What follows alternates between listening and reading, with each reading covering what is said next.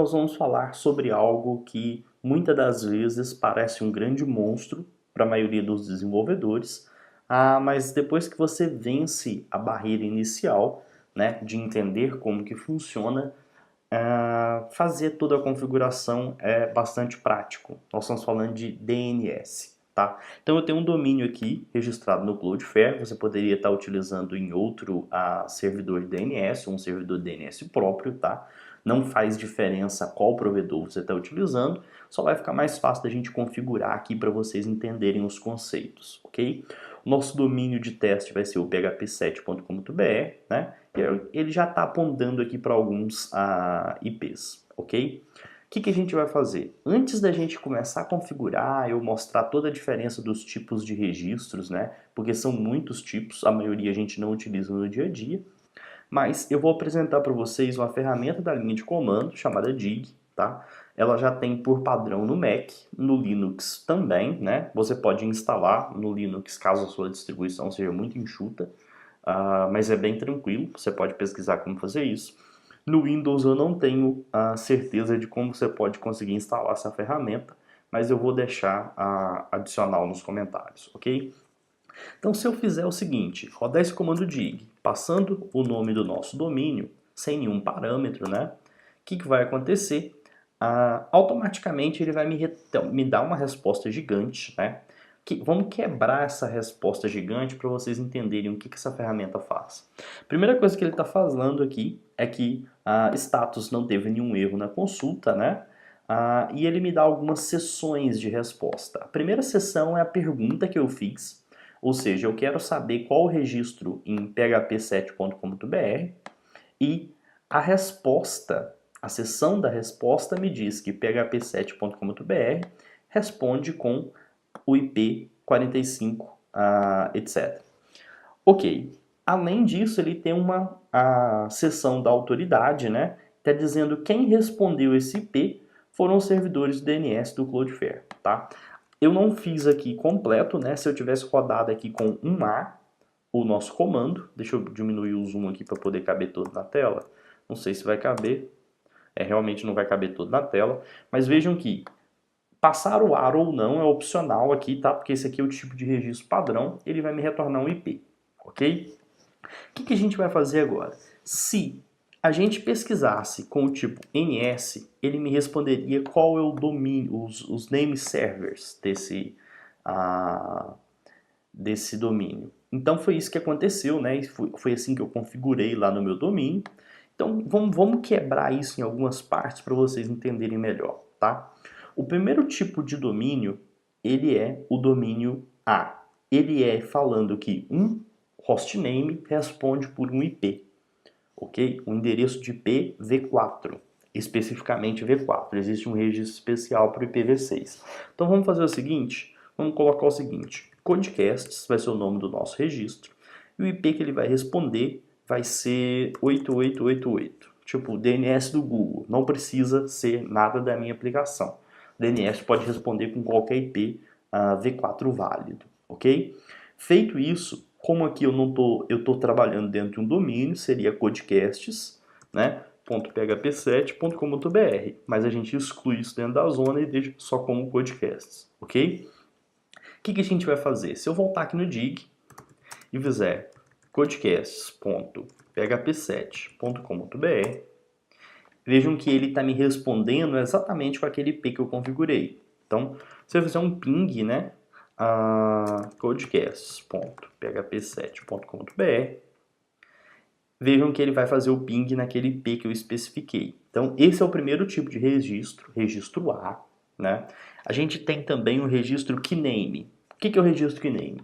A gente fez o codecasts, agora a gente vai criar um registro keyname chamado www. Não, vamos colocar aqui, sei lá, vamos colocar como aulas, né? E vejam que o keyname, em vez de responder com o IPv4, ele responde com outro nome de domínio, ou com outro hostname.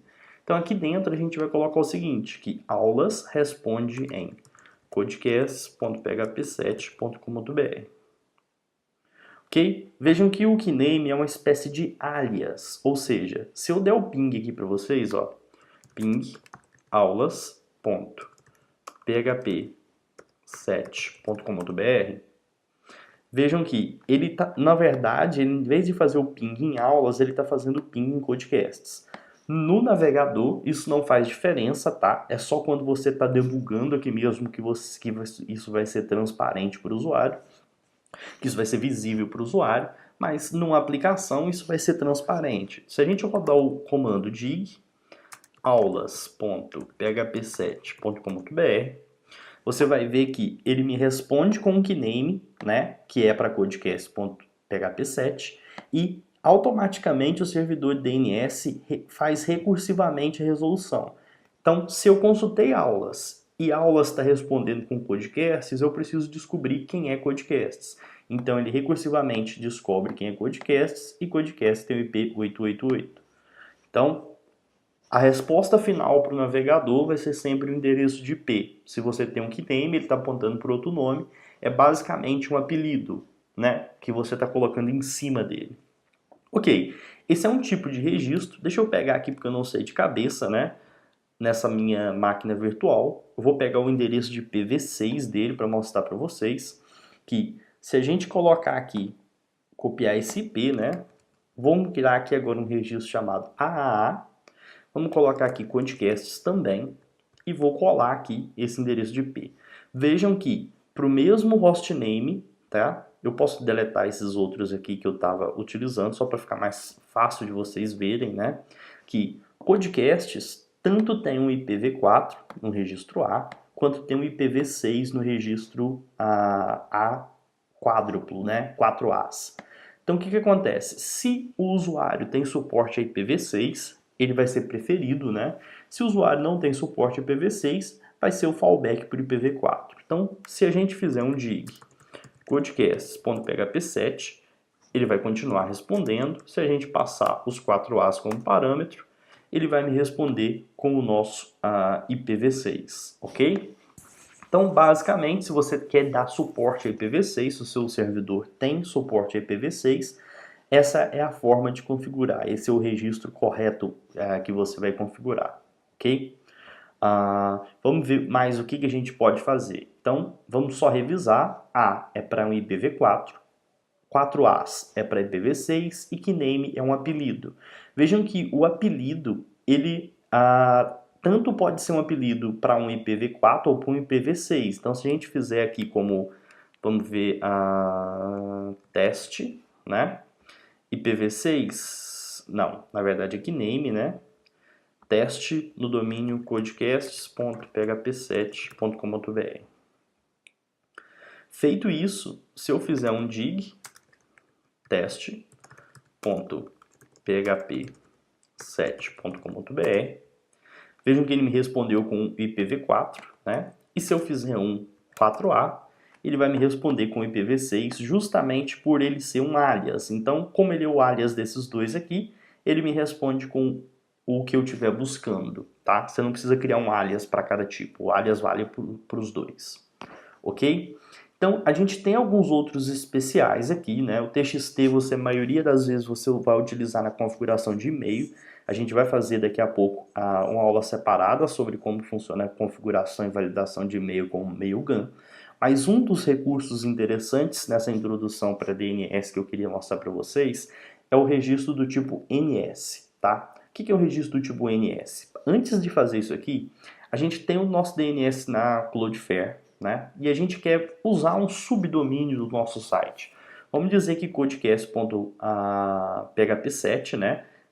Vamos colocar aqui um outro nome? Não sei, deixa eu pensar, vamos colocar como Laravel, tá? E ele vai me pedir um name server. Só que o que a gente vai fazer? A gente vai delegar a responsabilidade da resposta, né? Todos esses registros são respondidos pelo Cloudflare ou pelo seu provedor que você estiver usando, poderia ser a DigitalOcean, poderia ser a Linode, né? Mas se você quer passar o subdomínio Laravel, a responsabilidade dele para outro servidor de DNS, você poderia fazer o seguinte, vamos utilizar aqui o Route 53 da Amazon, você poderia estar utilizando Linode DigitalOcean ou DigitalOcean e o seu próprio servidor instalado no Linux, não faz diferença. Eu vou criar uma zona aqui na AWS, tá? ele vai me pedir qual o domínio, e o domínio, em vez de eu colocar php7.com.br, como seria o normal, eu vou colocar laravel.php7.com.br. Comentar como teste, ele está me falando aqui, zona pública, né? Não precisa se preocupar muito com a plataforma em si, eu só quero que vocês entendam os conceitos, e aqui ele está me pedindo um NS. Exatamente como você setaria lá no registro.br, se for um .com.br, ou na Godaddy, onde você registrou o seu domínio, a gente vai fazer no nosso servidor DNS. Então eu vou copiar uma entrada dessa aqui, né? Deixa eu copiar a primeira. Laravel, o primeiro servidor DNS é esse, tá? Vamos colocar o segundo servidor DNS. A gente não precisa colocar todos, né? Mas é interessante se existe o suporte a quantos mais servidores você puder colocar, melhor. Ok, vamos colocar só 2 para poder fazer o exemplo, tá? E agora a gente vai fazer o seguinte, eu vou fazer um dig laravel.php7.com.br, isso aqui vai falhar. Por que vai falhar? Porque eu estou delegando a responsabilidade, mas lá no Road 53 eu ainda não tem nenhuma configuração, tá? Vejam que ele já é o Road 53 que está respondendo pela requisição, mas ele não tem nenhum registro. Então, não teve erro, mas também não teve resposta. O que a gente vai fazer? Aqui a gente não faz mais nada. E aqui dentro, o que eu posso fazer? Eu posso criar um novo registro, né? Nosso registro vai ser... Aqui não preciso colocar em nada, porque é o registro principal, IPv4. Ele vai apontar para 8844, ok? Deixa eu criar esse registro aqui dentro. Crio o registro A.